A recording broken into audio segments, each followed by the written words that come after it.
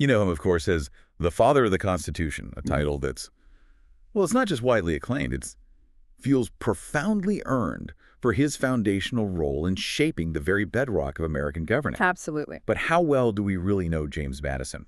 Beyond that iconic moniker, beyond the statues in the history books, lies a figure of truly profound intellect, a master of strategic political maneuvering, and maybe most intriguingly, an individual just fraught with contradictions that still challenge historians and resonate today. Yeah, what's truly fascinating here, as you say, is how much of Madison's story is just woven into the very fabric of the nation. Yet, so many of his personal complexities and the evolving nature of his thought, they often get overshadowed by these monumental achievements. Today, we're not just going to, recount facts. We're aiming to connect them to the bigger picture, helping you understand what it truly meant to design, build, and then lead a country pretty much from scratch, complete with all its inherent tensions and evolving ideals. Exactly. Our mission today is to take a deep dive into the life and a multifaceted legacy of James Madison, the fourth president of the United States. We'll explore his journey from a prominent Virginia planter to, well, arguably the most central intellectual and political figure in America's formative years. Yeah, arguably. We'll examine his unparalleled contributions to the Constitution, his leadership during a truly pivotal war, and the complex ethical dilemmas he wrestled with throughout his life, dilemmas that really speak to the heart of what it means to lead in a morally complex world. Our goal is to unpack the key moments and ideas that didn't just shape Madison as an individual, but in turn undeniably shaped the entire nation. We're looking for those nuggets of knowledge that reveal not just what he did, but crucially, why it mattered. Right. Giving you a comprehensive yet, digestible understanding of one of America's most significant and perhaps most perplexing founding fathers. We want you to walk away with a richer understanding of not just the events, but the mind behind them. Okay, so let's jump right in at the very beginning with the formative years, from Virginia planter to revolutionary thinker. What kind of world did James Madison actually enter? It's crucial to understand his origins, yeah. They really set the stage for so much of his later life. James Madison was born on March 16, 1751, at the Belle Grove plantation in colonial Virginia. Okay. And this wasn't just any family. He hailed from a deeply entrenched slave-owning planter family with roots in Virginia stretching back to the mid-17th century. Wow, deep roots. Very deep. His father, James Madison Sr., was a prominent tobacco planter and one of Virginia's largest landowners. And to give you a sense of scale, he commanded an estimated 100 enslaved people and a sprawling 5,000-acre plantation, initially called Mount Pleasant, but later known as Montpelier. Right, Montpelier. This context of immense wealth, built entirely on the backs of enslaved labor, is absolutely crucial for understanding not only his later life, but also the profound contradictions, what historians sometimes call the James Madison problem, that we'll see woven throughout his career. That's a significant detail, grounding his intellectual pursuits in a very particular and frankly disturbing economic reality. And it wasn't a quiet household either, was it? The eldest of 12 children. That's right, 12. Beyond the sheer bustle, what might that environment have meant for young James? I mean, especially considering only 6 of his siblings ultimately survived to adulthood. It gives you a sense of the harsh realities back then, even for families of such standing. It paints a vivid picture, doesn't it? The high child mortality rate was unfortunately common for the era, even for the affluent. It probably instilled a certain pragmatism and perhaps resilience. For Madison, being the eldest of so many, and the male heir in a prominent planter family, carried immense expectations. His younger brother, Ambrose, for instance, played an active role in managing Montpelier alongside their father, Right. which highlights the demanding nature of plantation life. James, however, was clearly steered toward a different path. One focused more intensely on intellect than direct agricultural oversight, though the source of his family's wealth, that plantation reality, was always present. And that intellectual path was quite rigorous for the time. What specifically set his early education apart from many of his peers in colonial Virginia? His education was truly exceptional. From ages 11 to 16, Madison studied under a private tutor, Donald Robertson, who taught for several prominent Southern families. Okay. Under Robertson's tutelage, Madison mastered mathematics, geography, and both modern and classical languages, becoming exceptionally proficient in Latin. And this wasn't just about academic rigor, Robertson's instruction in classical languages and philosophy would become the very toolkit Madison used later to dissect ancient republics, identify their failures, and ultimately propose entirely new solutions for America. You can really see how his early intellectual foundations directly informed his later revolutionary designs. Yeah, you can draw a straight line. Before college, he continued his studies with Reverend Thomas Martin, further sharpening his mind for higher learning. So he was building this incredible intellectual foundation. But rather than attending the College of William and Mary, which was the conventional choice for many Virginians, Right, the expected path. he opted for the College of New Jersey, which we know today as Princeton University. And the sources mention a very practical, almost surprising reason for this: concerns about the lowland Williamsburg climate and infectious diseases that might impact his, apparently, delicate health. Yeah, health was a concern. What does his choice of Princeton and his time there tell us about his emerging intellectual identity? It speaks volumes. At Princeton, he immersed himself in a curriculum that included Latin, Greek, theology, and crucially, the works of the Enlightenment, with a strong emphasis on speech and debate. Ah, the debate part is key. Very key. He became a leading member of the American Whig Cliosophic Society, which clearly showcased his early engagement with political discourse and rhetorical skill. And here's a truly striking detail. He completed his Bachelor of Arts degree in a remarkable 2 years. 2 years. Graduating in 1771, alongside future Attorney General William Bradford and even Aaron Burr. This incredibly fast pace tells us about his intellectual capacity and perhaps even the relentless drive that would define his later career. It was quite a cohort, hinting at the talent pool that would soon shape a nation. His intellectual journey didn't stop there, though. He didn't just rush into a career. Instead, he stayed at Princeton, essentially taking a postgraduate intellectual deep dive. He studied Hebrew and political philosophy under the college's president, John Witherspoon. How profoundly did this specific mentorship impact Madison's worldview? Oh, this mentorship was profoundly impactful, truly converting Madison to the philosophy, values, and modes of thinking of the Age of Enlightenment. Really cemented it. Exactly.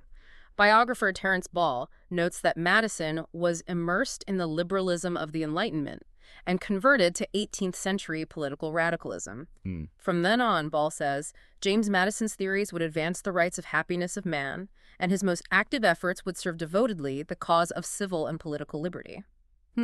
This period was foundational for his political thought, giving him the conceptual framework to critique existing systems and envision a new one.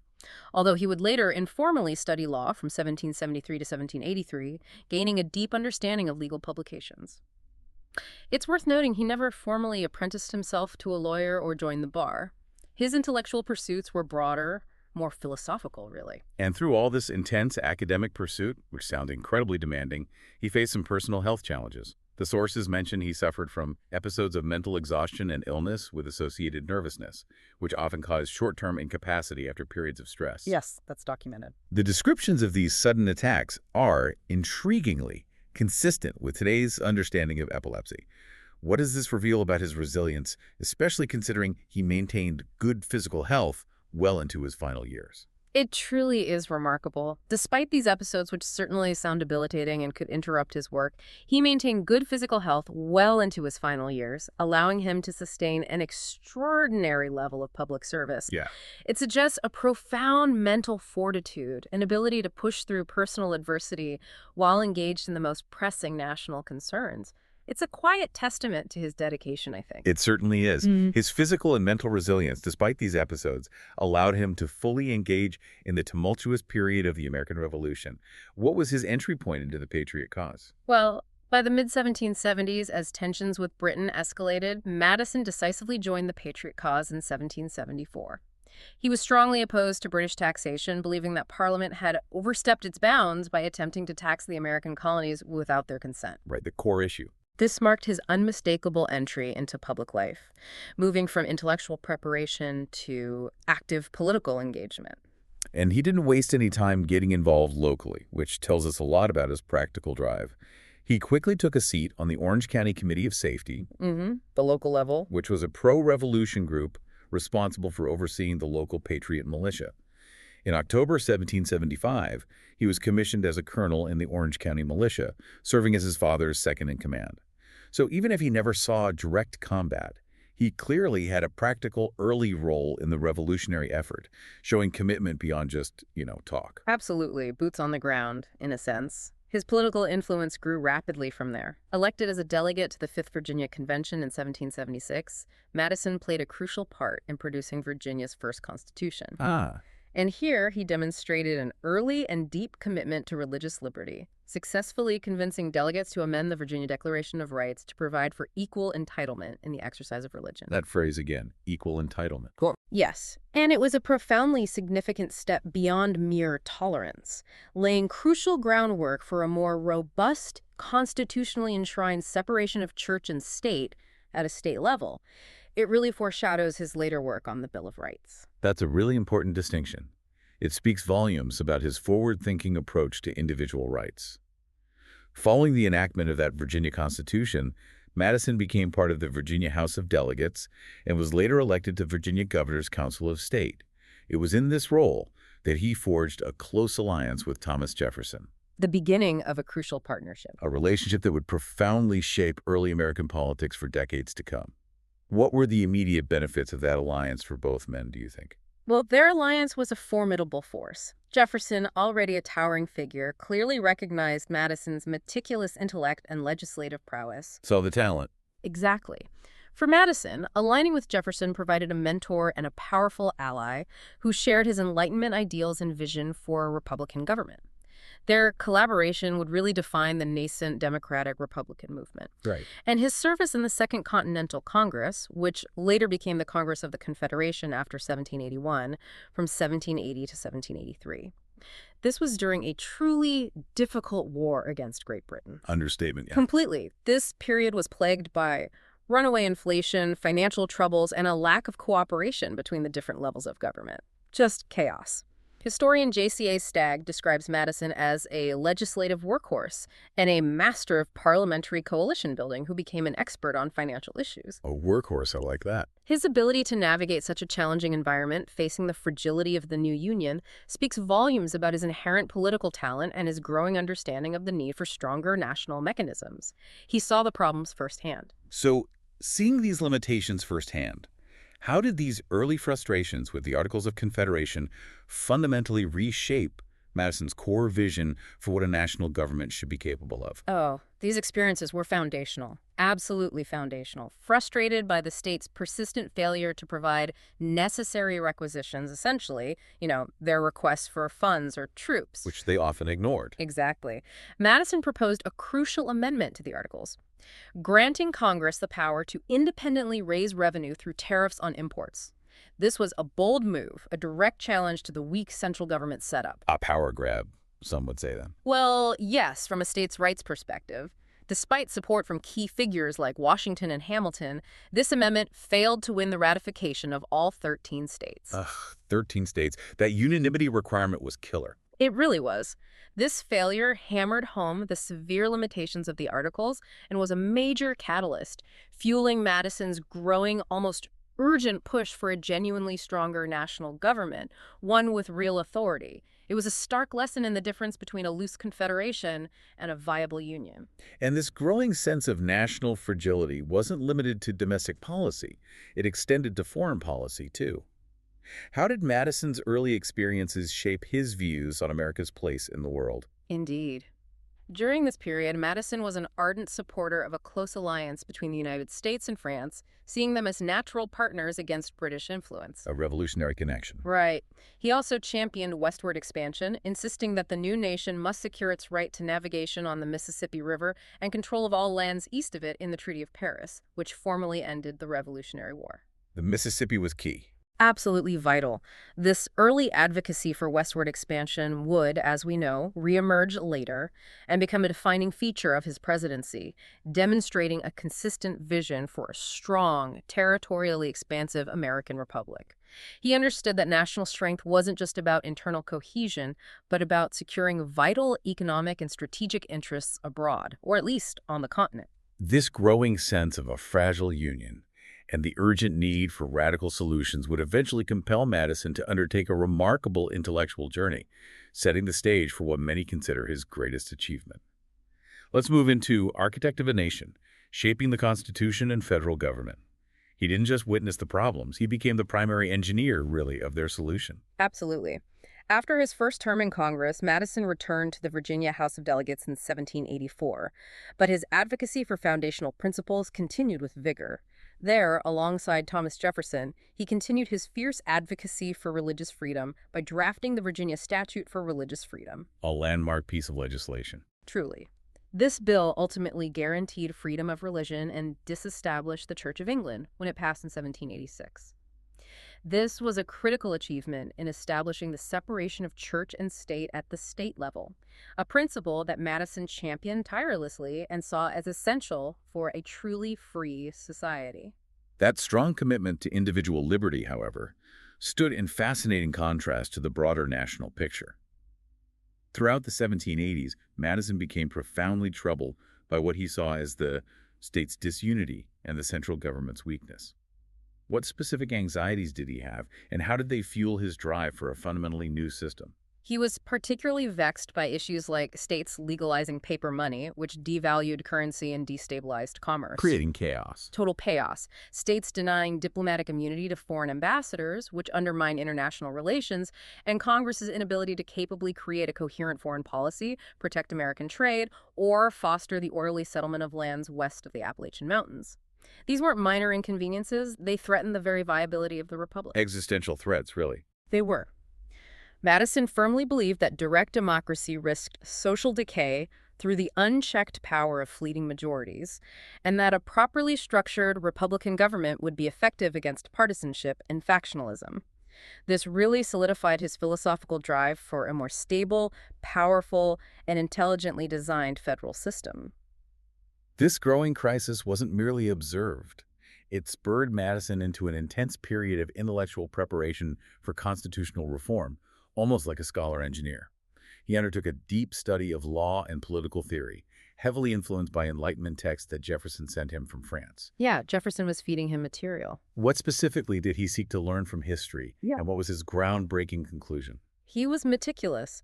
He specifically sought out works on international law and meticulously analyzed the constitutions of various ancient and modern confederacies, think the Dutch Republic, the Swiss Confederation, learning from their successes and, more importantly, their failures. Looking for patterns. Exactly. Through this extensive research, he concluded that the United States could improve upon past Republican experiments by its size. This was truly innovative. He theorized that a large republic, rather than being prone to collapse as traditional thought suggested, Right. Montesquieu and others worried about size. would, with many competing interests, naturally minimize the abuses of majority rule by making it harder for any single faction to dominate. It was a brilliant reinterpretation of political science, turning conventional wisdom on its head. And it wasn't just abstract theory for him. A critical, very practical issue fueling Madison's return to national politics was John Jay's controversial proposal that the United States concede its claims to the Mississippi River for 25 years. Right, the Jay-Gerticke Treaty negotiations. Why was Madison so vehemently opposed to this, and what does it tell us about his priorities for the burgeoning nation? Madison opposed this plan vehemently. He saw his desire to fight the proposal as a major motivation in his return to Congress in 1787. For him, this wasn't just a territorial dispute. It was about the economic lifeline of the Western territories and the future growth of the nation. Couldn't cut off the West. Absolutely not. Giving up access to the Mississippi would stifle American expansion and potentially alienate Western settlers. This highlights how vital economic and territorial interests were deeply intertwined with his overarching push for a stronger, more capable central authority that could protect such crucial national assets. This brings us directly to the Constitutional Convention of 1787, where Madison truly shone, earning his title as the father of the Constitution. He didn't just attend, he arrived with a plan. Tell us about the Virginia Plan and its audacious goals. Indeed. Leading up to the convention, Madison collaborated closely with other Virginia delegates, notably Edmund Randolph and George Mason, to devise what became known as the Virginia Plan. The blueprint. Essentially, yes. This ambitious outline wasn't just a set of suggestions. It was a blueprint for a new federal constitution. It proposed 3 distinct branches of government: legislative, executive, and judicial, and a bicameral Congress with representation apportioned by population. Key point. By population. Crucial point. It also included a Federal Council of Revision, with veto power over state laws. And critically, it called for the abrogation of the Articles and the creation of a new constitution to be ratified by state conventions rather than by the state legislatures. That was radical, bypassing the state's own legislatures. Very radical. It surprised many delegates but was ultimately adopted as the way forward. This plan became the basis for the convention's deliberations, a testament to Madison's foresight and preparation. He set the terms of debate. The convention was, of course, a battleground of ideas, especially between large states like Virginia and smaller states worried about being dominated. How did Madison navigate these fierce debates, and what was the lasting outcome for the structure of our government? It was a true test of compromise. The major struggle, as you hinted, was over representation. The compromise, the Great Compromise, or Connecticut Compromise, which is still a cornerstone of our system today. The House and Senate. Exactly. It resulted in large states gaining proportional representation in the House of Representatives, while smaller states secured equal representation in the Senate. This structural solution is a fundamental aspect of the U.S. legislative body that endures and is a testament to the complex negotiations Madison was part of. It shows his ability to find common ground for the greater good of the Union, even when it meant adjusting his initial population-based proposals. Following the convention, Madison became a paramount leader in the movement to ratify the Constitution. Yeah. He famously joined Alexander Hamilton and John Jay in writing the Federalist Papers, a series of 85 pro-ratification essays published under the pseudonym Publius. These aren't just historical documents, are they? What is their enduring significance? Oh, far more than just political pamphlets. They are considered prominent works of political science and American history, offering profound insights into the foundational principles of our government. Still cited today. Constantly. They articulated the theory behind the new Constitution in a way that educated the public, persuaded wavering delegates, and continues to inform constitutional interpretation today. For you, the listener, they offer a direct window into the minds of the framers, their arguments, their anxieties. And among those, two stand out, particularly Madison's contributions. Yeah. Tell us about Federalist Number 10 and his groundbreaking argument for a large republic. Right, Federalist Number 10. His first contribution, it became highly regarded in the 20th century for its advocacy of representative democracy.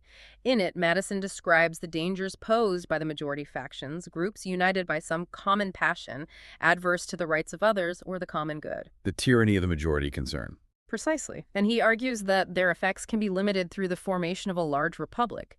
His genius here was theorizing that a multitude of competing interests and factions within a vast republic would actually prevent any single one from dominating, thus protecting individual liberties. It's a brilliant argument for diversity in scale as a strength rather than a weakness in a sprawling nation. Then there's Federalist Number 51. How did Madison, in this essay, explain the intricate design of checks and balances that still defines our government today? Ambition must be made to counteract ambition. That's the famous line. Federalist Number 51 explains the ingenious system of checks and balances through the separation of powers between three branches of the federal government, as well as between state governments and the federal government. Layers of checks. Exactly. He articulates how this intricate design ensures that no one institution would become too powerful, thereby preventing tyranny and safeguarding liberty. This essay is a masterclass in institutional design, reflecting his deep concern with human nature, assuming people in power will seek more power, and the necessity of preventing its abuse. It's a blueprint for distributed authority. So, armed with these powerful arguments, Madison turned his attention to winning ratification, especially in his home state of Virginia, where the battle was fierce. He focused on securing the support of undecided delegates. How did he navigate the formidable opposition, particularly from figures like Patrick Henry? The battle was indeed fierce in Virginia. His long correspondence with Edmund Randolph, who had initially refused to sign the Constitution, bore fruit when Randolph announced his support for unconditional ratification, with amendments to follow, rather than demanding them up front. That was huge. Getting Randolph was key. Absolutely. Despite the persuasive speeches of the formidable anti-federalist Patrick Henry, who was a master orator. Give me liberty or give me death. That guy. That guy. Madison's quiet expertise on the subject allowed him to respond with rational arguments that systematically dismantled Henry's points. It was reason versus passion, in a way.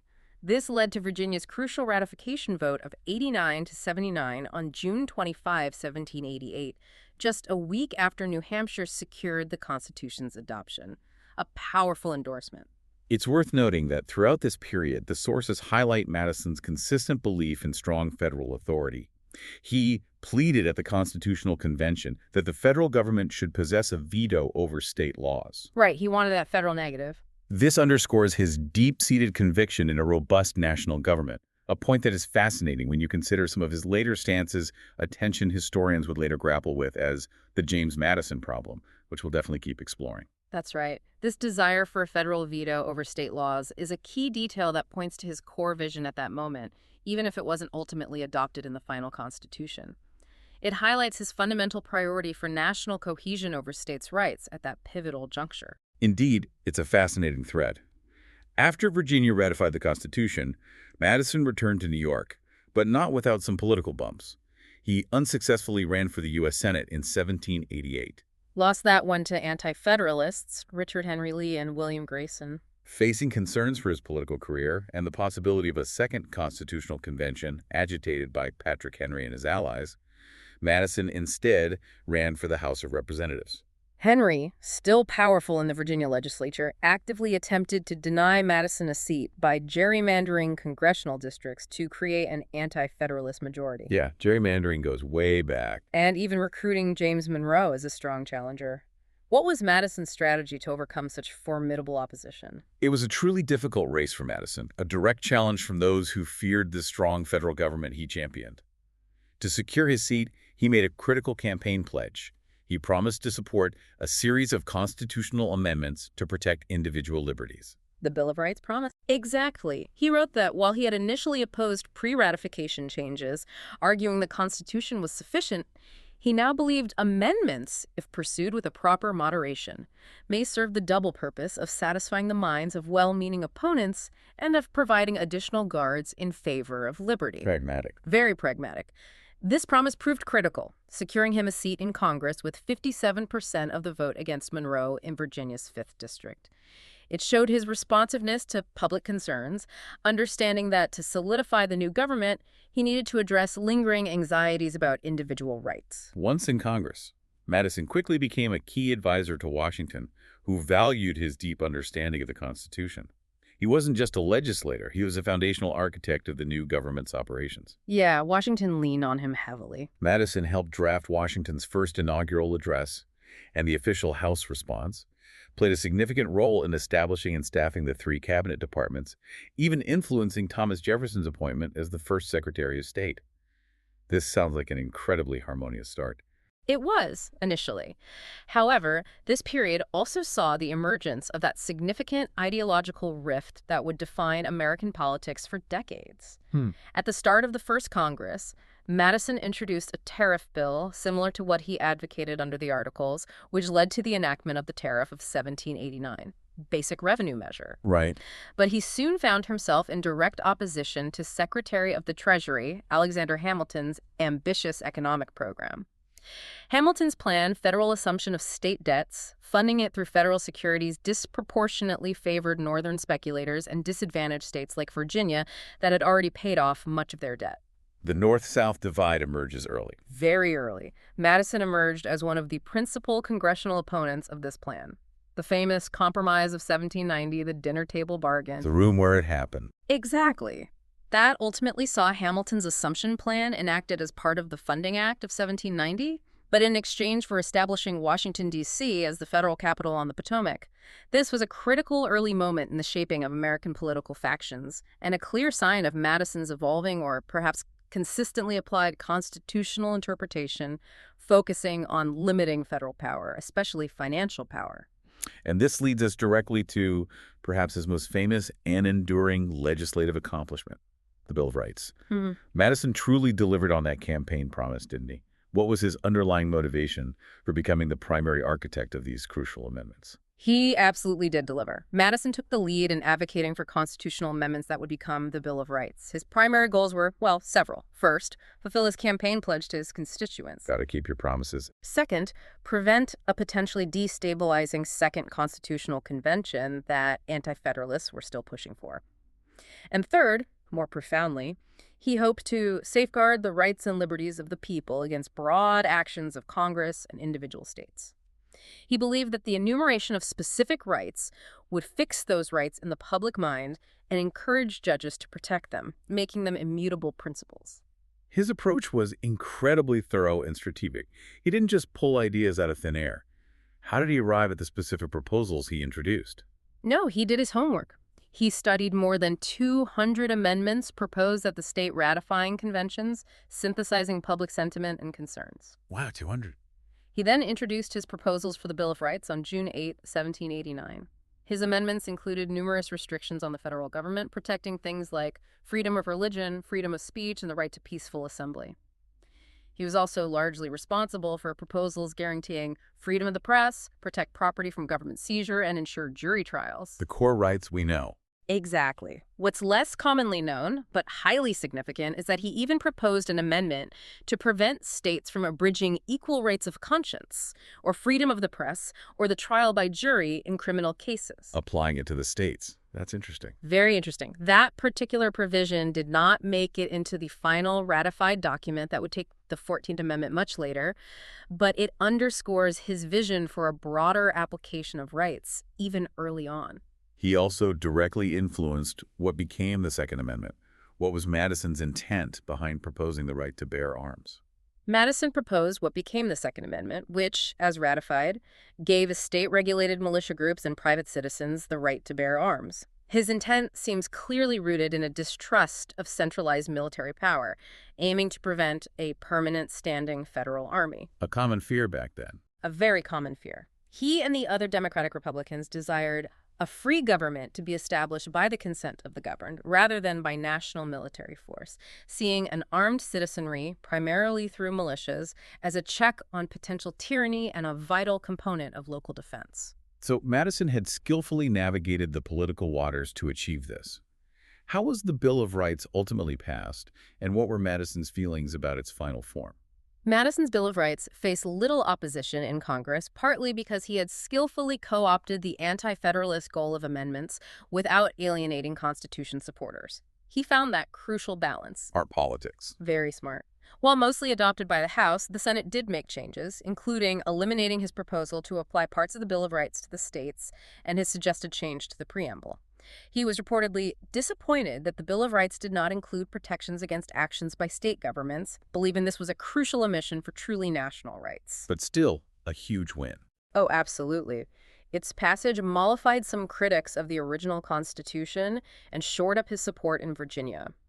10 amendments were finally ratified on December 15, 1791, becoming the Bill of Rights, a truly monumental achievement that shaped the very definition of American liberty. So, with the Constitution and the Bill of Rights established, the nation's political landscape began to shift dramatically. Following 1790, the Washington administration became increasingly polarized into two main factions. What led to this division, and how did Madison and Jefferson spearhead the Democratic-Republican Party? This was the very birth of the American two-party system.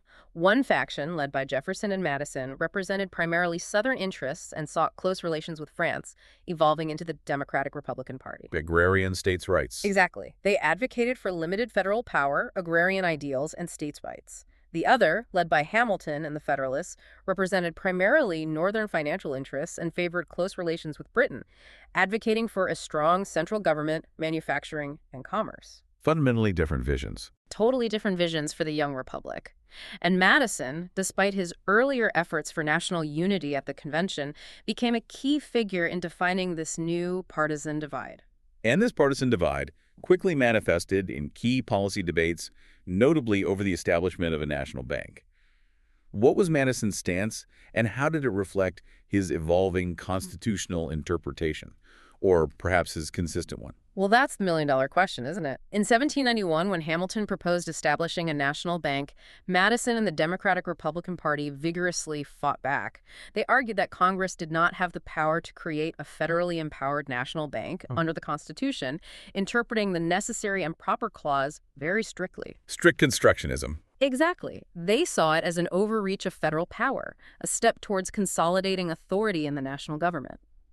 This staunch opposition is fascinating, especially when you consider some of his later stances, a clear example of what historians grapple with as the James Madison problem. Despite their opposition, Washington signed the bill, creating the first Bank of the United States. Madison grew increasingly concerned that Hamilton's policies were pushing towards a centralized monarchy rather than the Republican ideal he envisioned. This concern was so deep that Madison continued his opposition to Hamilton's economic vision, including the Report on Manufactures. He and Jefferson actually supported Philip Freneau in establishing the National Gazette, a Philadelphia newspaper specifically used to attack Hamilton's proposals. Partisan press, right from the start. Right. In a September 1792 essay, Madison articulated the country's division into two factions. His, believing that mankind are capable of governing themselves, and Hamilton's, allegedly seeking an aristocratic monarchy. This period truly cemented the two-party system and Madison's role as a partisan leader.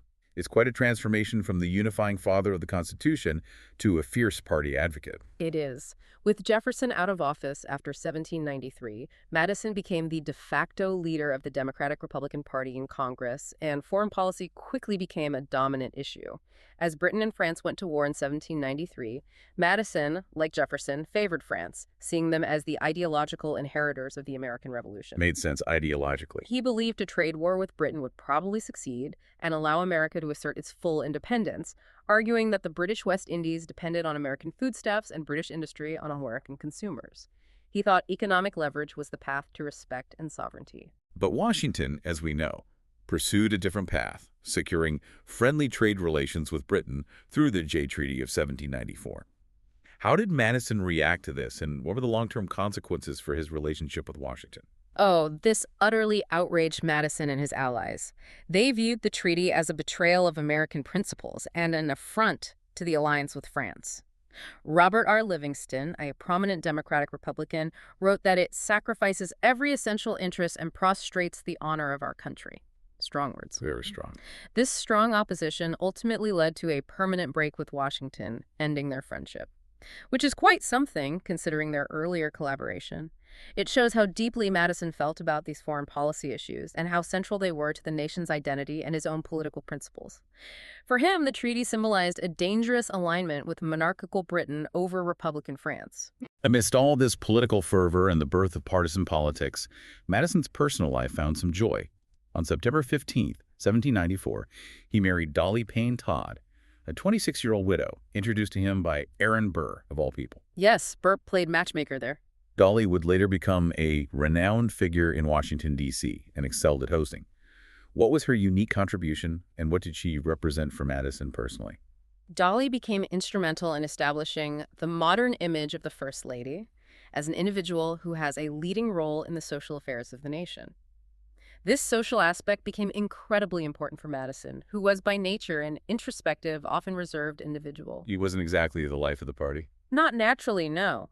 Dolly's warmth, social grace, and skill as a hostess complemented his intellectual gravitas perfectly, helping to bridge political divides in Washington and provide a vital support system for him.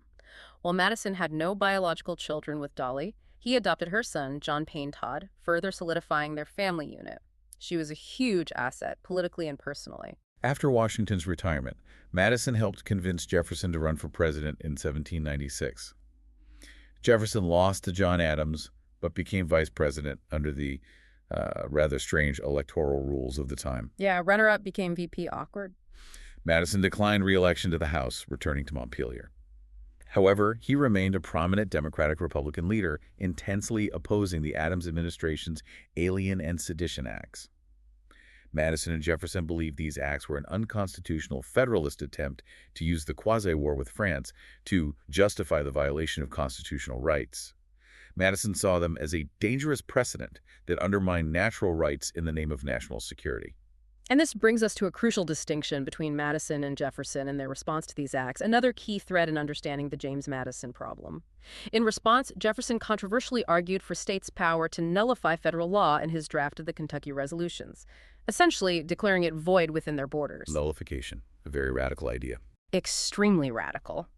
Madison, while equally critical of the acts in his Virginia resolutions, rejected this view of nullification. Instead, he urged states to respond through interposition, where a state legislature declared a law unconstitutional but did not take steps to actively prevent its enforcement. It was more of a formal protest, a statement of principle within the system. A constitutional protest, not defiance. Exactly. This distinction underscored Madison's preference for working within the constitutional framework, even while challenging federal overreach. He wasn't ready to tear down the structure he'd helped build. Jefferson's more radical nullification doctrine was widely rejected and actually damaged the Democratic-Republican Party because of its implications for national unity. So what did this all mean for the upcoming 1800 election? Elected to the Virginia legislature in 1799, Madison prepared for Jefferson's presidential campaign. He issued the Report of 1800, which forcefully attacked the Alien and Sedition Acts as unconstitutional. How did this report articulate the core Democratic-Republican platform, and why was it so important? The Report of 1800 was a powerful document. It was a detailed defense of the Virginia resolutions. It argued forcefully that Congress was limited to enumerated powers and that punishment for sedition directly violated freedom of speech and press under the First Amendment. It was a rigorous defense of civil liberties and limited government. Laying out the party's core beliefs. Precisely. This report became the unofficial Democratic-Republican platform for the election, providing the intellectual and constitutional ammunition that Jefferson and Aaron Burr ultimately used to win against a divided Federalist Party in the Revolution of 1800, ushering in a new era of Democratic-Republican dominance. It firmly established the party's commitment to individual rights and strict constitutional interpretation, at least as they defined it then. Moving into his White House years, Madison began as Secretary of State under Jefferson, despite lacking prior foreign policy experience. It's just kind of surprising given his later focus. Right. Madison was appointed Secretary of State by Jefferson and quickly became one of two major influences in the cabinet, alongside Secretary of the Treasury Albert Gallatin. As an introspective individual, he apparently relied deeply on his wife Dolly in navigating the social pressures of being a public figure. This period shows Madison transitioning from legislative architect to key executive. And he did so with characteristic intellect, with Napoleon's rise dampening Democratic-Republican enthusiasm for revolutionary France. Things got complicated with Napoleon. Very complicated. Madison shrewdly steered the U.S. toward a neutral position in the ongoing coalition wars between France and Britain. Domestically, the Jefferson administration, with Madison's influence, quickly repealed the Alien and Sedition Acts, abolished internal taxes, and reduced the size of the Army and Navy, rolling back Federalist policies. Delivering on their promises. Yes, but interestingly, Gallatin notably convinced Jefferson to retain the First Bank of the United States, demonstrating that even within their party there was room for practical compromise when confronted with governing realities. The bank was useful, even if they didn't like its origins. What's fascinating here is that while Federalist political power waned nationally, Chief Justice John Marshall ensured Federalist ideology retained a significant presence in the judiciary. This brings us to a landmark case with Madison's name on it, Marbury v. Madison in 1803. What was the outcome and what was its profound and lasting impact on American constitutional law? Marbury. In this landmark case, Marshall ruled that Madison had technically unjustly refused to deliver federal commissions left over from the Adams administration. The Midnight Judges. Exactly. But, crucially, Marshall ruled that the Supreme Court lacked the original jurisdiction granted by the Judiciary Act of 1789 to force Madison to deliver them. So Marbury didn't get his commission. But in the process, Marshall's opinion brilliantly established the principle of judicial review, asserting the Supreme Court's power to declare acts of Congress unconstitutional. A huge assertion of judicial power. Monumental. It had a profound and lasting impact on American constitutional law that continues to shape our government today, defining the judiciary's role as a check on the other branches. It was a political victory for the Federalists in terms of establishing judicial power, even if Madison won the specific case by not having to deliver the commission. Now let's talk about the Louisiana Purchase in 1803, a truly transformative moment that doubled the size of the country overnight. Jefferson sought to acquire the Spanish territory of Louisiana for westward expansion, a region inhabited almost exclusively by Native Americans. When Spain retroceded the territory to France, fears of French encroachment arose. Napoleon controlling New Orleans was a scary thought. Definitely. Jefferson and Madison dispatched James Monroe to France to negotiate the purchase of New Orleans, vital for Mississippi River access. Surprisingly, Napoleon's government offered the entire territory of Louisiana. Monroe, along with America's minister to France Livingston, negotiated the sale of more than 827,987 square miles for $15 million. Seems like a massive win, but it brought a significant constitutional debate, didn't it? Especially for Jefferson. It absolutely did. Jefferson, the strict constructionist, was deeply concerned about the constitutionality of such a massive acquisition. He privately favored a constitutional amendment to authorize it, as the Constitution didn't explicitly grant the power to acquire vast new territories. Stick to the rules. He was. Madison, however, had no doubts of its constitutionality. His reasoning was that agreements between nations, such as the Louisiana Purchase, are treaties, and treaties are specifically authorized by the Constitution. Ah, the treaty power argument. Exactly. He convinced Jefferson to forego the amendment, arguing that such an incredible opportunity shouldn't be lost to constitutional scruples that could be interpreted flexibly. The Senate swiftly ratified the treaty, and the House passed enabling legislation. This episode demonstrated Madison's pragmatic interpretation of presidential powers regarding treaties, especially when the national interest and the vast potential for westward expansion was so clearly at stake. It showed his capacity for adapting principles to achieve monumental goals. But this era of seemingly smooth expansion quickly gave way to escalating international tensions. Early in Jefferson's presidency, relations with both France and Britain were cordial, but after 1805, relations with Britain soured dramatically. What were the key grievances that put the U.S. in such an incredibly difficult position? It got really bad. The British began seizing American goods headed for French ports under their orders in council, claiming they were enforcing a blockade against Napoleon. Interfering with trade. Massively. Even more egregiously, they impressed American sailors, forcing them into service in the Royal Navy, some of whom were never even British subjects, just American citizens caught on American ships. This was a direct affront to American sovereignty and a clear violation of individual liberty. Outrageous. And France, under Napoleon's continental system, also started attacking American shipping if it traded with Britain. So the U.S. was caught in an incredibly difficult position between two warring superpowers. Stuck in the middle. Completely. In response, Congress passed the Non-Importation Act. Madison and Jefferson still holding a strong belief in the power of economic leverage. Their go-to strategy. Right. They thought that economic pressure could force the British to end their seizure of American shipped goods. This led to the Embargo Act of 1807, which dramatically banned all exports to foreign nations. All exports. Wow, total embargo. What were the consequences of this bold yet ultimately flawed economic strategy? It proved ineffective, unpopular, and difficult to enforce, especially in New England, which bore the brunt of the economic pain as its merchants and sailors suffered immensely. Hurt America more than Britain or France. Pretty much. Rather than crippling Britain, it largely crippled American commerce, leading to widespread smuggling and deep resentment towards the federal government. It was eventually replaced by the Non-Intercourse Act in March 1809, which allowed trade with all nations except Britain and France, a slightly less draconian but still problematic measure. The embargo, while perhaps well-intentioned from that perspective, demonstrated the limitations of economic coercion in a world dominated by great power conflicts, and it significantly damaged Madison's standing as he headed into the presidency. As Jefferson's second term drew to a close, speculation about Madison's succession began early. His association with the unpopular embargo damaged his status in the party, but with the Federalists in decline, opposition mostly came from within the Democratic-Republican Party, notably from Congressmen John Randolph and James Monroe, who felt betrayed by a rejected treaty with Britain. Yeah, the party wasn't totally unified behind him. Despite this internal opposition, Madison won his party's nomination and easily defeated Federalist candidate Charles Cotesworth Pinckney in the general election of 1808. Madison's inauguration took place on March 4, 1809.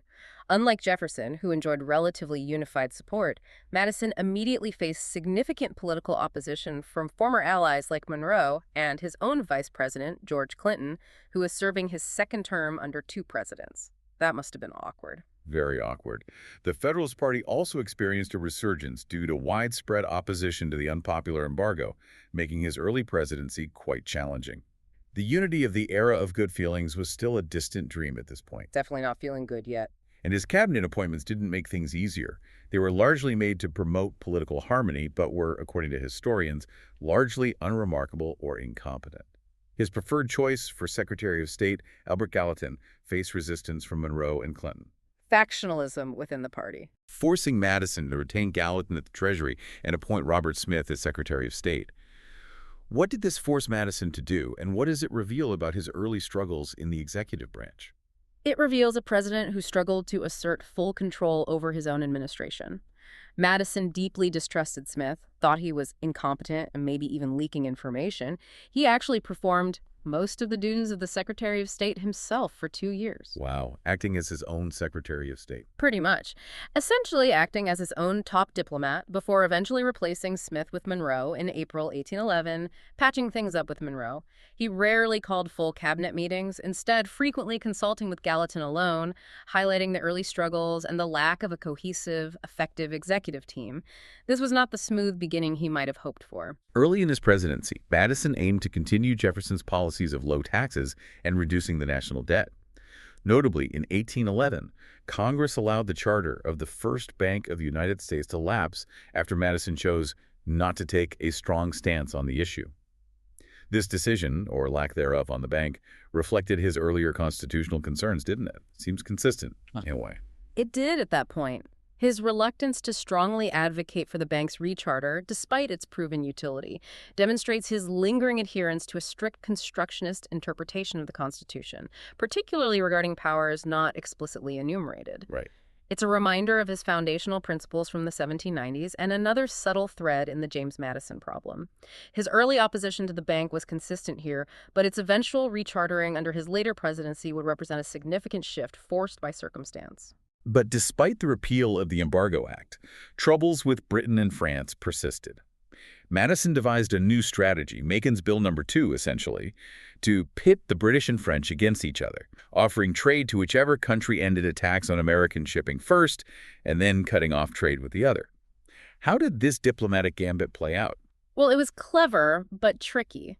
Napoleon cleverly took advantage. He claimed to have ended French attacks under the Berlin and Milan decrees, prompting Madison to reimpose non-intercourse against Britain in hopes of pressuring them.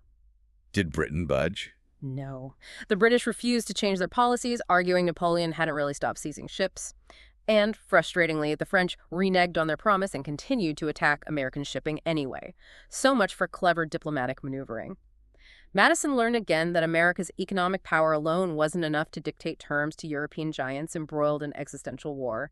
Diplomacy failed. This consistent failure of diplomatic efforts and sanctions led Madison to a critical conclusion.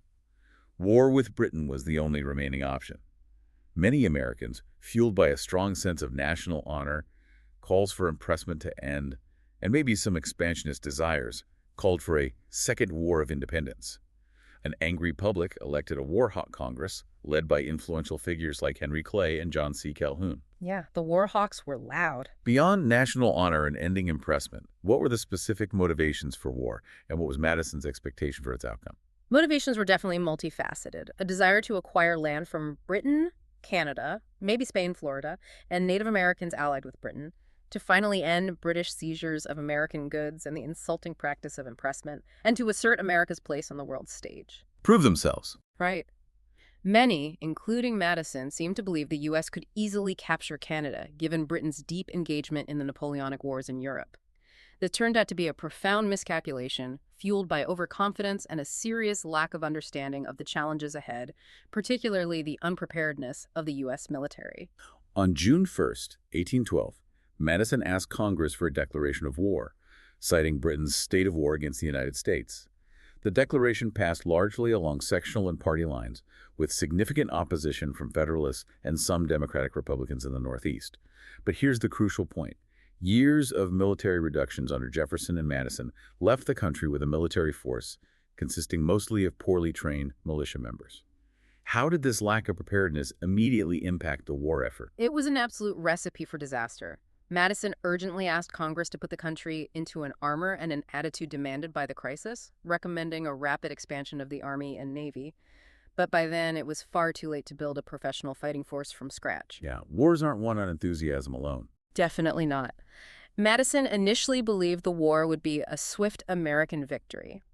He ordered 3 land incursions into Canada, aiming to loosen British control around Fort Niagara and destroy supply lines from Montreal.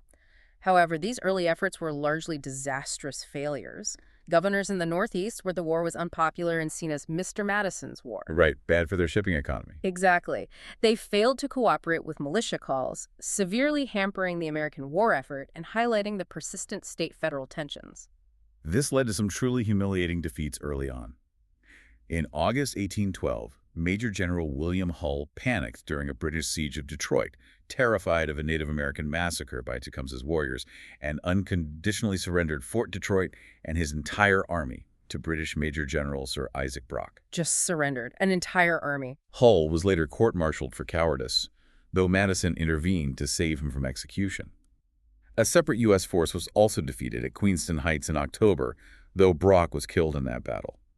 And Commanding General Henry Dearborn, hampered by mutinous New England infantry, retreated, failing to destroy Montreal's vulnerable British supply lines. What a difficult and inauspicious start for a wartime president. It was a truly desperate period. Compounding these military setbacks were significant financial challenges. The Madison administration lacking adequate revenue due to the lapse of the National Bank and the ongoing trade disruptions. The bank he let expire. Ouch. Exactly.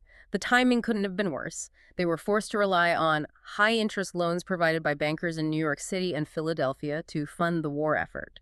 This underscored the fragile economic state of the young nation during wartime, revealing how quickly an unprepared nation can find itself in financial straits. Despite the war's poor start, Madison was renominated without opposition for the 1812 presidential election. A dissident group of New York Democratic Republicans nominated DeWitt Clinton, who gained Federalist support, running on a sort of peace platform. Madison sought to shore up support in the Northeast by selecting Governor Elbridge Gerry of Massachusetts as his running mate. Gerry of gerrymandering fame. The very same. Despite the internal divisions and Federalist opposition, Madison won re-election, though by the narrowest margin of any election since that of 1800 in the popular vote. He secured 128 electoral votes to Clinton's 89 by sweeping the South and West and crucially winning Pennsylvania. A wartime election, decided by thin margins, yet he secured a second term. After the disastrous start, Madison wisely accepted Russia's invitation to arbitrate, sending a delegation including Albert Gallatin and John Quincy Adams to Europe to negotiate peace in Ghent, signaling a strategic shift away from purely military solutions. Covering his bases. Meanwhile, the U.S. achieved some impressive naval successes by warships like the USS Constitution, Old Ironsides. Huge morale boosters. Absolutely. They boosted American morale at a time when land battles were largely failing. In the Western Theater, the U.S. achieved a crucial victory at the Battle of Lake Erie under Oliver Hazard Perry, crippling British supply and reinforcement routes. We have met the enemy and they are ours. Famous dispatch. General William Henry Harrison defeated British forces and Tecumseh's Confederacy at the Battle of the Thames, where Tecumseh's death marked the permanent end of armed Native American resistance in the Old Northwest, a significant turning point in that part of the conflict. And Major General Andrew Jackson further broke Creek resistance in the Southwest at the Battle of Horseshoe Bend in March 1814. So, some key victories, especially in the West and on the water. But even with these scattered successes, the Canadian front continued to be a struggle. The British continued to repel American attempts to invade Canada, capturing Fort Niagara and burning Buffalo in late 1813. And then came one of the most humiliating moments in American history, truly testing the resilience of the young republic. Tell us about the burning of Washington in August 1814. It was a profound psychological blow. A large British force landed on Chesapeake Bay, routing General William Winder's, frankly, incompetent army at the Battle of Bladensburg. The Bladensburg races, they called it. Not flatteringly, no. Madison, who had personally inspected Winder's army just before, escaped British capture by fleeing to Virginia as chaos erupted. The British proceeded to capture Washington, D.C., and burned many of its public buildings, including the White House. Unbelievable. The Capitol itself burned. Imagine the scene, the Capitol in ashes, the president fleeing. What kind of psychological blow was this to a young republic still defining itself? And how did Madison personally grapple with that profound humiliation? Amidst the chaos, Dolly Madison became an unexpected hero, famously and bravely securing the iconic Gilbert Stuart portrait of George Washington before fleeing a small act of preservation in a moment of national destruction that spoke volumes about her resolve and the fragile legacy they were fighting to protect. Madison returned to view the carnage on August 27, a stark and somber moment for any leader. Following the burning of Washington, the British advanced on Baltimore. But the U.S. successfully repelled the attack at the Battle of Baltimore Fort McHenry held, inspiring the Star-Spangled Banner. Right, Francis Scott Key. Leading the British to depart the Chesapeake. U.S. forces also repelled a British invasion from Canada at the Battle of Plattsburgh. At this point, public opinion in Britain tired of war after Napoleon's initial defeat, began to turn against the protracted war in North America, leading British leaders to seek a quick exit. And then came the decisive victory at the Battle of New Orleans in January 1815, where Andrew Jackson's troops achieved an incredible triumph over seasoned British regulars. Ironically, after the peace treaty had been signed but before word reached them, Timing is everything. just over a month later, Madison learned that negotiators had finalized the Treaty of Ghent on December 24, 1814, officially ending the war. Madison promptly sent the treaty to the Senate, which ratified it on February 16, 1815. While the war officially ended in a standoff, status quo antebellum, no significant territorial changes. Nobody really won on paper. Right. But the rapid succession of events, the Capitol's burning, the stunning victory at New Orleans, and then news of the peace treaty created a powerful perception among the American public that American bravery at New Orleans had compelled the British to surrender. This, somewhat inaccurately, quote, significantly contributed to enhancing Madison's reputation as president.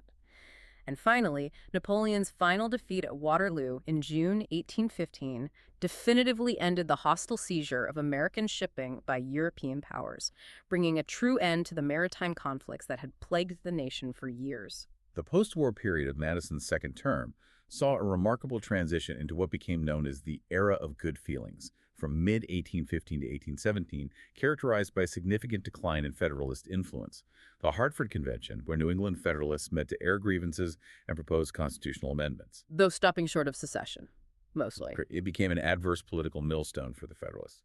American sentiment had decisively shifted toward national unity after what was widely viewed as a successful Second War of Independence against Britain.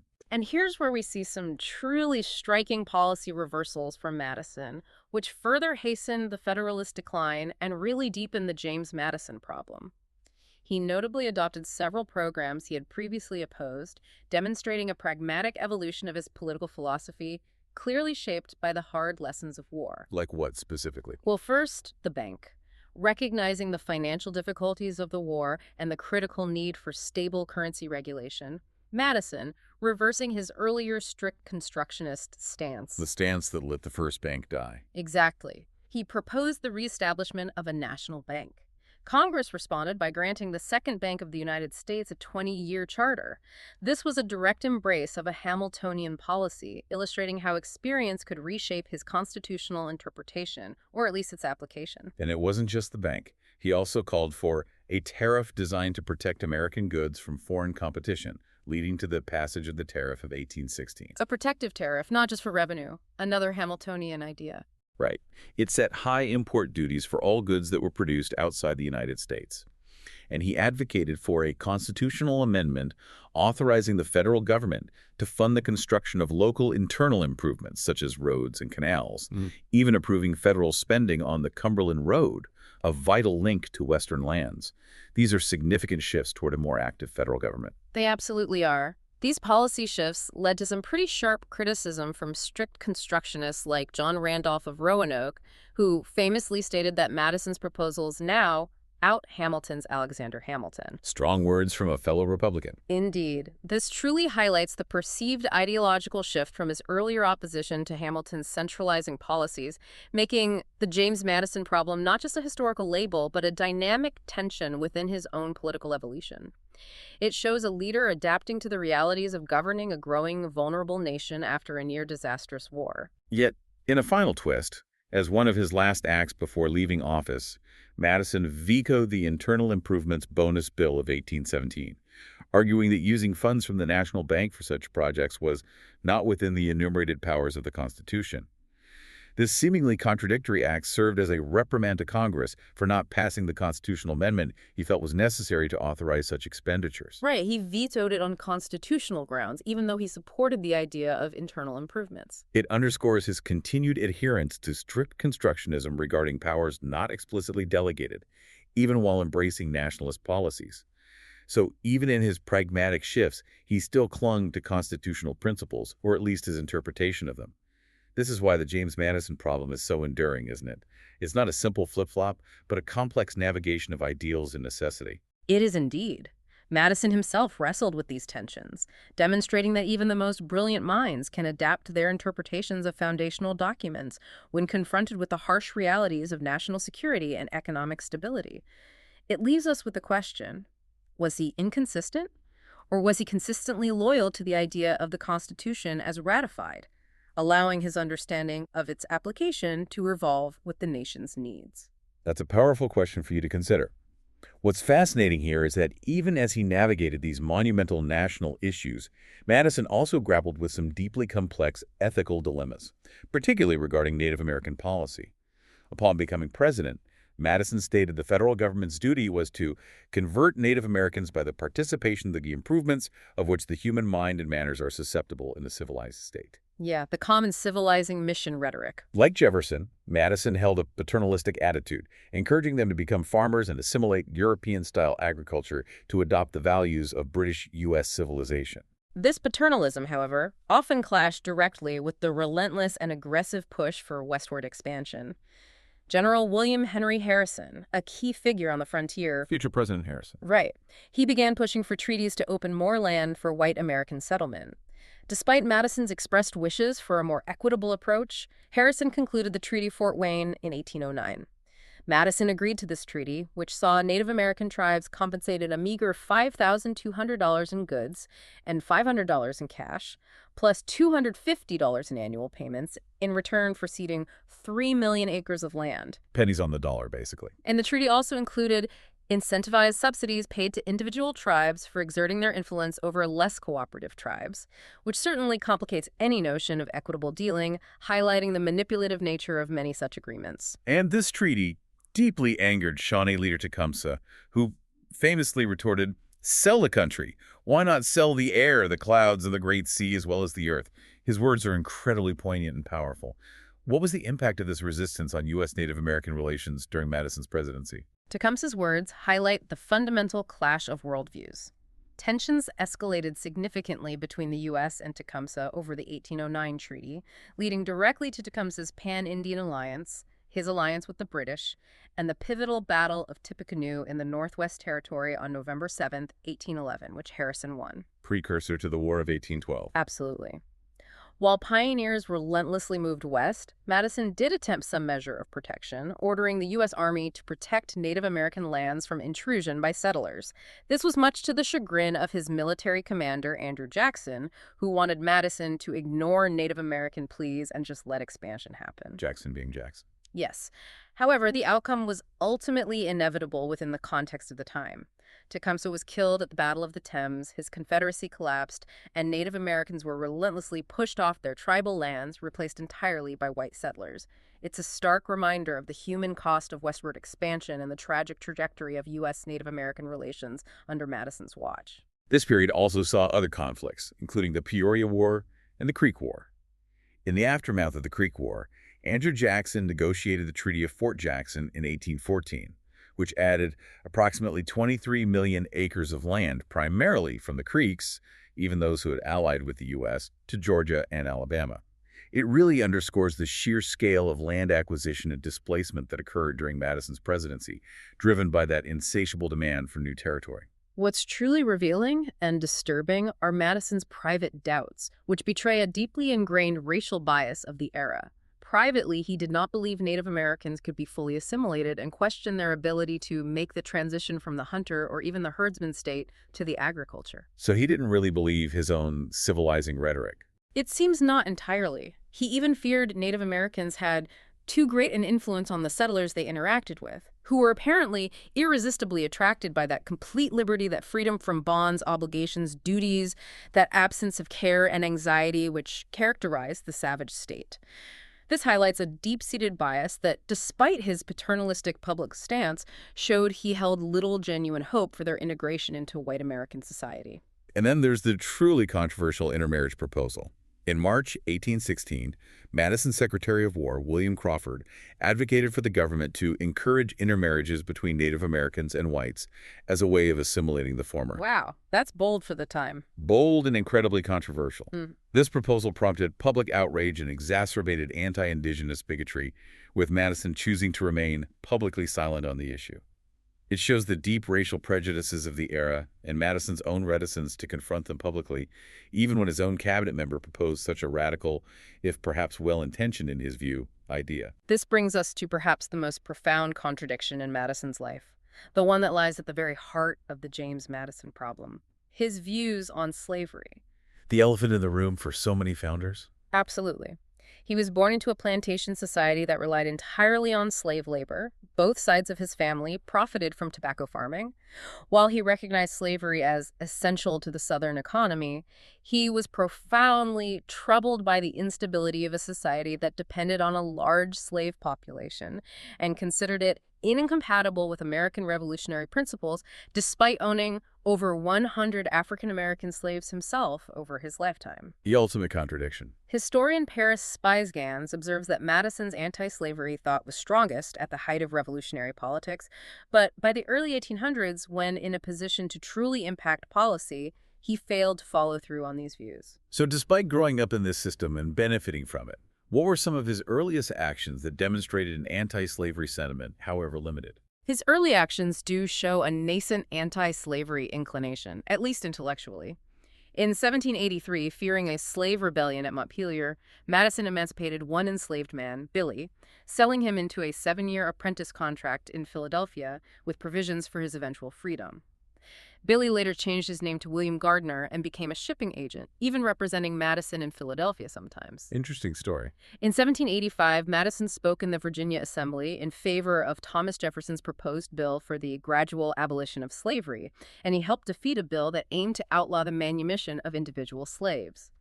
Historian Drew R. McCoy even notes Madison's anti-slavery principles were impeccable at this stage, suggesting a genuine moral conviction on some level. Yet despite these sentiments and early actions, Madison continued to own slaves throughout his life. This is the stark reality of the contradiction we're talking about. It is. He inherited Montpelier and its more than 100 slaves after his father's death in 1801. When he moved to Washington, D.C. as Secretary of State and later President, he ran Montpelier from afar, making no effort to free his slaves. He even brought enslaved people from Montpelier to serve him and Dolly in the White House. Right there in the executive mansion. In his later years, facing debt, he sold some land and slaves to repay creditors, owning 36 taxable slaves at his death in 1836. And the contradictions continued even after his death, didn't they? Tragically, yes. The sources say that in his will, Madison left his remaining slaves to his wife, Dolly, and specifically charged her not to sell the slaves without their permission. He wanted to keep families together, presumably. Yes, that seems to be the intent.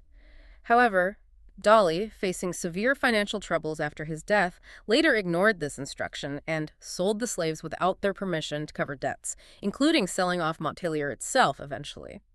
It's a deeply poignant postscript to a life characterized by this profound moral and ethical conflict, highlighting the enduring grip of the institution even over the wishes of its most conflicted owners. Regarding his treatment of enslaved people while he lived, Madison's farm papers indicate he advocated for what he considered humane treatment, instructing an overseer to treat the Negroes with all the humanity and kindness consistent with their necessary subordination and work.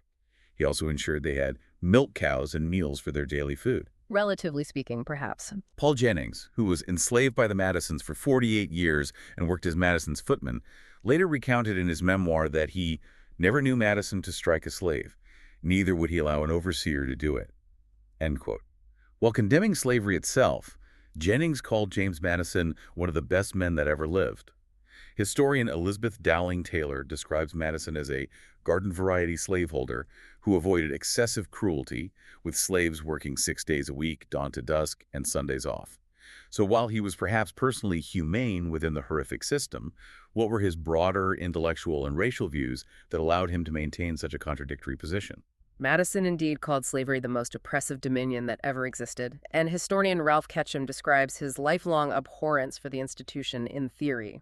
While there is no evidence Madison thought black people were inherently inferior in the biological sense that became common later. Okay, that's an important distinction. His beliefs were still shaped by the deep racial prejudices of his era. He believed that blacks and whites were unlikely to coexist peacefully after slavery due to the prejudices of the whites and the bitter feelings inspired by their former relation as oppressors and oppressed. This belief that racial harmony was impossible post-slavery in America explains his next significant engagement with the issue. This complex belief led him to become interested in the idea of freedmen establishing colonies in Africa, eventually serving as the president of the American Colonization Society, which relocated former slaves to Liberia. What was his rationale for supporting this controversial solution? He believed colonization offered a gradual, long-term, but potentially feasible means of eradicating slavery by providing a destination for freed slaves, and thus easing the anxieties of white Southerners about a large free black population within the U.S. Basically, ship the problem away. That was the core idea for many supporters. He also suggested, perhaps optimistically, that peaceful coexistence between the two racial groups could eventually be achieved in the long run, but his primary focus was on separation as the practical solution. This reflected a common, albeit deeply flawed and ultimately racist, view among many prominent figures of the era who simply could not envision an integrated, multiracial society in America. His entanglement with slavery even extended to the very founding documents. Madison initially opposed the Constitution's 20-year protection of the foreign slave trade, but eventually accepted it as a necessary compromise for Southern ratification. A compromise he clearly disliked, but swallowed. He also proposed the formula that apportionment in the House of Representatives be based on each state's free and enslaved population, leading to the adoption of the Three-Fifths Compromise, which gave Southern states more power in Congress and the Electoral College. A deeply problematic compromise with lasting consequences. But even more strikingly, during the Missouri crisis from 1819 to 1821, after his presidency, Madison supported the extension of slavery into the West. This seems incredibly counterintuitive for someone who supposedly abhorred the institution. Can you break down his controversial and frankly problematic reasoning for this stance? This is a dense and indeed very difficult position to reconcile with his stated views. His controversial reasoning was that by spreading the existing enslaved population across more territory, it would paradoxically diminish their generative increase, essentially. He bought into this strange anti-Malthusian idea that diffusion would slow population growth among the enslaved. That makes no logical sense. It doesn't hold up, no. He argued this dispersion would substantially improve their condition by reducing concentration and easing living conditions, thereby somehow accelerating emancipation over time and easing racial tensions that arise from dense enslaved populations. It's a chilling, almost detached utilitarian logic applied to human lives, revealing the profound moral compromises made in the name of national unity and stability, and perhaps a deep-seated unwillingness to confront the institution head-on where it already existed. After 2 demanding terms, Madison retired from public office at the end of his presidency in 1817 at age 65, returning to Montpelier. Like Washington and Jefferson, he left the presidency poorer than when he came in. What were his challenges in retirement? His plantation experienced a steady financial collapse due to declining tobacco prices, and significantly, his stepson Payne Todd's mismanagement and debts, adding significantly to his personal burdens in retirement. Payne Todd was trouble, wasn't he? Quite a bit of trouble, financially speaking. Madison carried the financial strain of public service and family obligations, a common fate for many of the founders, highlighting the personal cost of their dedication. In retirement, Madison's public involvement was somewhat limited, though he occasionally advised presidents like James Monroe and Andrew Jackson. He largely stayed out of the public debate over the Missouri Compromise, but privately complained about the North's opposition to the extension of slavery, echoing that strange diffusion argument again. Yes, sticking to that controversial line. He also largely avoided the 1824 presidential race, but notably and publicly disavowed the nullification movement during Jackson's presidency, arguing forcefully that no state had the right to secede. This is a powerful statement from the father of the Constitution, defending the Union he helped forge against the very doctrine his friend Jefferson had flirted with. A crucial defense of national unity in his later years. Madison also played a key role alongside Jefferson in establishing the University of Virginia. After Jefferson's death in 1826, Madison was appointed as the university's second rector, a position he held for 10 years until his own death. It was a fitting role for a man who championed education and intellectual inquiry throughout his life, ensuring the legacy of Enlightenment thought would continue. This brings us to a final, poignant act of statesmanship. At age 78, Madison made his final appearance as a statesman, serving as a representative to the Virginia Constitutional Convention in 1829 for revising the Commonwealth's Constitution. What were the central issues, and what was his impact? The central issue was the apportionment of adequate representation for the growing western districts of Virginia, which felt underrepresented compared to the eastern planter elite, and extending suffrage to all white men, replacing property ownership requirements. Expanding democracy, somewhat. Madison argued for broader representation in suffrage. He made modest gains, but was ultimately disappointed at the failure of Virginians to extend suffrage to all white men, reflecting the persistent limitations of the era and the resistance to broader democratic reforms, even in his home state. It showed him, even in his final public acts, pushing for more expansive democratic ideals, at least for white men. In his later years, Madison became highly concerned about his historical legacy. This concern, unfortunately, led to some problematic actions. He resorted to modifying letters and other documents in his possession, changing days and dates, and adding and deleting words and sentences. By his late 70s, this self-editing of his own archived letters had become almost an obsession. What does this tell us about his anxieties, and how does it complicate our understanding of him? It's a deeply human, if concerning, aspect of his final years. For example, he edited a letter criticizing Marquis de Lafayette to soften the criticism, and even apparently forged Jefferson's handwriting in other correspondence to align past statements with later views. Wow, forged Jefferson's hand, that's something. Historian Drew R. McCoy notes that during his final 6 years, Madison was literally sick with anxiety about his legacy and began to despair of his ability to make himself understood by his fellow citizens. This reveals a profound anxiety about how future generations would interpret his complex decisions and perceived inconsistencies that Madison problem again.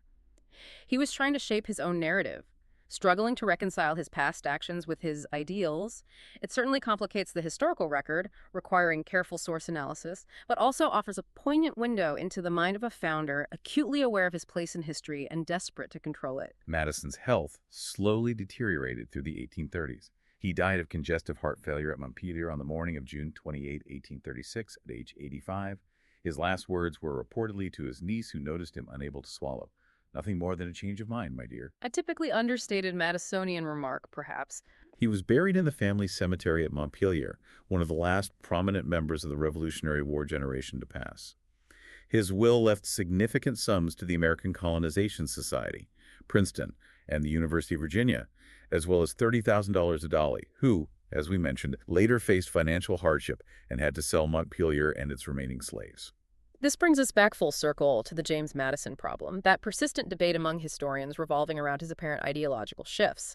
He favored amending the Articles for a stronger central government in the 1780s, then led opposition to Hamilton's centralizing policies in the 1790s and the Alien and Sedition Acts. His support for the Virginia Resolutions has even been called a breathtaking evolution by some. Yet, after the War of 1812, he supported policies like the National Bank and protective tariffs, which he had previously opposed vehemently. How do historians reconcile these seemingly contradictory stances? So what does this all mean for his overall legacy? Some historians see these shifts as genuine changes in view, adapting to new realities and the responsibilities of governing. Others, like Lance Banning, argue for a remarkable consistency, suggesting Madison's core principles regarding republicanism and constitutional limits remained constant, but their application evolved with changing circumstances and threats. Right, maybe the goal, preserving the republic, stayed the same, but the means changed. Perhaps. Maybe most importantly, some argue Madison's ultimate loyalty was to the Constitution, as it was adopted and ratified, rather than his personal preferences for what it should have contained, like that federal veto. He had advocated for stronger powers at the convention, but then generally followed the Constitution as written, adhering to the principle in Federalist #45 that federal powers were to be few and defined, and respecting the 10th Amendment's reservation of powers to the states. It's a compelling way to interpret his seemingly contradictory stances, a consistent commitment to the framework itself, even as his specific policy positions shifted based on his understanding of threats to that framework. On his religious views, Madison was baptized as an Anglican and educated by Presbyterian clergymen like Witherspoon, but was an avid reader of English deist tracts in his youth. As an adult, he paid little attention to religious matters, personally. Some scholars suggest deist leanings, while others argue he accepted basic Christian tenets. Hard to know for sure. Very hard. But regardless of his personal beliefs, Madison was a staunch, lifelong advocate for religious liberty, pushing relentlessly for the disestablishment of state-sponsored religious institutions in Virginia. He also opposed the appointment of chaplains for Congress and the armed forces, arguing that such government endorsements of religion lead to religious exclusion as well as political disharmony. His focus was always on the civil sphere, protecting individual conscience from government interference. Overall, James Madison is universally regarded as one of the founding fathers of the United States, with a wide and deep influence on the nation's founding, constitutional government, and foreign policy. Historian J.C.A. Stagg calls him, quote, the most successful and possibly the most influential of all the founding fathers, because, as Stagg argues, he was on the winning side of every important issue, from 1776 to 1816. That's a bold claim. It is. Law professor Noah Feldman asserts that Madison invented and theorized the modern ideal of an expanded federal constitution that combines local self-government with an overarching national order, calling his model the most influential American idea in global political history. Historically, Madison is generally ranked as an above-average president, with a 2018 C-SPAN poll placing him as the 12th best. Pretty high standing. But despite that high standing, Madison's presidency has drawn sharp criticism, especially regarding his wartime leadership. In 1968, historians Commager and Morris viewed him as an incapable president who mismanaged an unnecessary war. Ouch. Incapable. Yeah. His failure to prevent the War of 1812, or at least prepare adequately for it, was ranked as the sixth worst mistake made by a sitting president in a 2006 poll. These criticisms, often focusing on his leadership during the War of 1812 and his deeply complex, contradictory stance on slavery, underscore the complexities and evolving interpretations of his legacy. No historical figure is without their shadows, and Madison is a prime example of giant grappling with the profound moral and political challenges of his time. And his name is, of course, widely commemorated, a testament to his enduring impact. His plantation, Montpelier, is now a National Historic Landmark and museum dedicated to exploring his life and the lives of the enslaved community there. The James Madison Memorial Building is part of the Library of Congress. Fitting for such a bookish founder. Cities like Madison, Wisconsin, and Madison County, Alabama bear his name, as do Madison Square Garden in NYC and James Madison University in Virginia. His likeness has even appeared on the $5,000 bill, an example of which sold for $300,000 in 2023. Wow, I need to check my wallet. In popular culture, he was portrayed by Burgess Meredith in the 1946 film Magnificent Doll, and famously, more recently, by Joshua Henry and Okiriete Onaudawan, who won a Grammy for his portrayal in the Broadway smash hit Hamilton, bringing his story and his partnership and rivalry with Hamilton and Jefferson new generations. So, we've journeyed through the remarkable life of James Madison, a man whose intellectual prowess and political savvy were truly instrumental in shaping the very blueprint of American democracy. From conceiving the Virginia Plan and authoring the foundational Federalist Papers to skillfully, if sometimes controversially, guiding the nation through its Second War of Independence, Madison left an indelible mark on the nation's design and its path forward. But as we've seen throughout this deep dive, Madison's story is also one of intriguing complexity and perceived contradictions. This James Madison problem isn't just a historical label, it's a dynamic tension that defines his entire career. How do we reconcile the strict constitutionalist who battled Hamilton over the National Bank with the president who later out-Hamiltoned Hamilton on federal power by chartering the second bank? How do we understand the man who abhorred slavery, called it the most oppressive dominion, yet depended on it throughout his life, brought enslaved people to the White House, and even argued for its expansion into the West using that diffusion theory? This isn't a flaw in his character, perhaps, but a profound reflection of the immense, often conflicting pressures inherent in birthing and growing a nation, forcing even its greatest architects to grapple with the messy realities of power, principle, and pragmatism. So what does Madison's journey tell you, our listener, about the nature of compromise, intellectual evolution, and moral dilemmas in leadership? Consider this. If the father of the Constitution himself wrestled with fundamental inconsistencies in applying his ideals, what does that imply about the ongoing work of perfecting our union? And how do these historical struggles, these contradictions embodied by figures like Madison, continue to echo in today's debates about power, principles, and progress, reminding us that even the purest ideals often face the toughest tests in the crucible of reality?